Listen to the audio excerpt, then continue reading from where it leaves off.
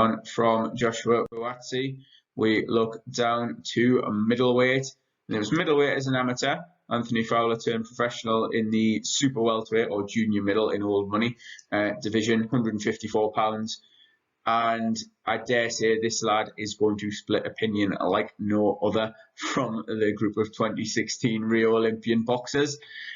There is something about him that just drives people mad, whether you're in favour of him, whether you're not, whether it's what he's doing in the ring, whether it's his chat at the press conferences outside of the ring, his, shall we say, advertising and sponsorship on social media, his presence online. There is something about him that rubs people up the wrong way. And I'm going to say I'm not one of them. I don't necessarily find him to be this cocky, arrogant personality that many people seem to do. From my dealings with him online and in press conferences, etc., he comes across as someone who's, confident in his ability, definitely, but tell me a pro boxer that's going to make success in a career that isn't confident. You have to have that self-belief, almost delusion, to believe that you are better than everybody else on the planet.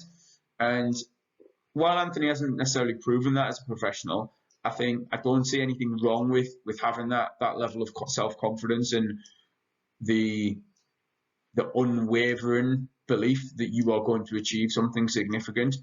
So from that point of view, his personality doesn't put me off him whatsoever. Where I would say there have been the limits is in the ring itself. And this might sound a little bit harsh for someone who, again, has had fewer than 20 fights like his peers. It's hard to judge someone on the losses, and I'm not really one to sort of say, oh, well, he's lost, therefore that's sort of something to really beat him, like a stick to really beat a boxer with. If you're getting matched competitively and you're in tough fights, there's a chance you're going to lose them. It's how you respond and how you come back from that that's going to define you. With that said, I don't think Anthony Fowler has responded particularly strongly. I don't think he's done anything following, say, for example, the Scott Fitzgerald loss to say, right, I'm right back in this mix. And obviously his most recent outing against Liam Smith.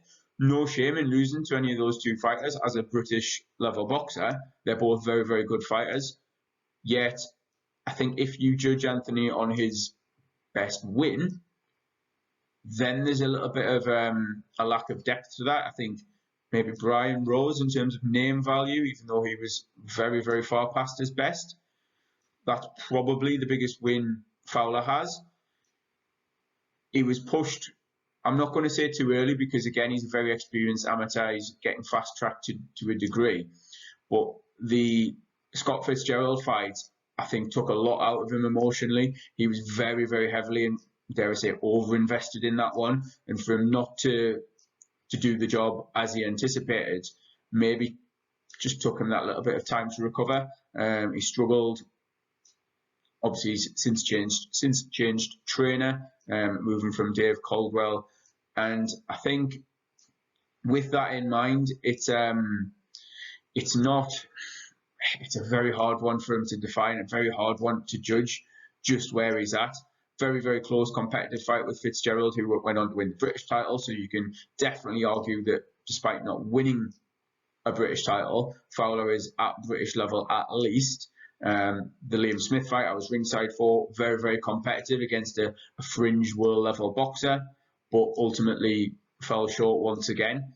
And at his age, at this point in his career, very interested to see where he goes. Strong rumours, I think he may even have confirmed himself that he's going to be moving up in weight to middleweight.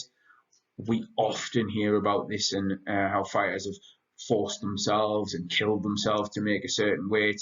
They go up, and even though it's £6 difference, it can mean the world to a fighter. Cutting those last few pounds at the end of a tough, grueling camp can be the difference between winning and losing, can be the difference between an exceptional performance and a very, very weak performance.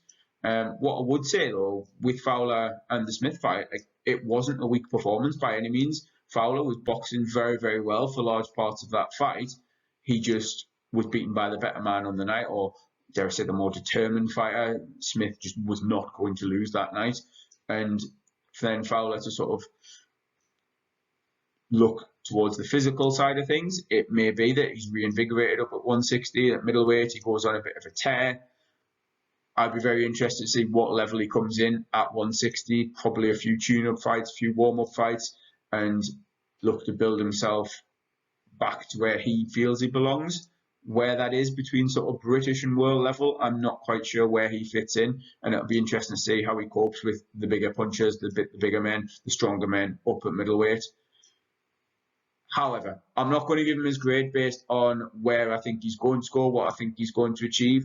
I'm just looking at those 15 wins, those 2 losses, the level of competition he's beaten, and as I say, I'm not going to discredit him too much for the losses, but based on the fighters that he has beat in the ring so far at this point in 2022, I'm grading Anthony Fowler's pro career so far as a D.